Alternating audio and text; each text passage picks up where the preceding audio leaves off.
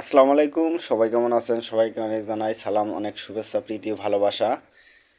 আজকে আমি চলে আসলাম মেঘাই কাজীপুর, সিরাজগঞ্জ জেলায় বিআরডব্লিউটি অনুমোদিত নৌকাঘাটে।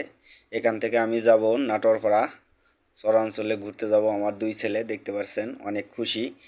নৌকায় ওঠার জন্য আমরা টিকিট কাটলাম, জনপ্রতি 50 টাকা করে ভাড়া। মেঘাই থেকে নাটোরপাড়া যাইতে নাটোরপাড়া যাইতে নৌকায় সময় লাগে 1 ঘন্টা 15 মিনিট।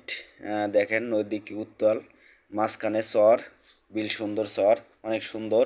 নদীর মাঝখানে অনেক সুন্দর চর, অনেকে সেখান থেকে ঘাস কাটতেছে গরুর জন্য। এখান থেকে ঘাস কেটে বাসায় নিয়ে যাবে। আমি চলে আসলাম নাটোরপাড়া হাটের মধ্যে, মরিচের হাট। এখানে প্রত্যেকটা বাজারই আলাদা আলাদা, যেখানে যে বাজার নির্দিষ্ট জায়গা করে দেওয়া আছে, আলাদা আলাদা বাজার আছে।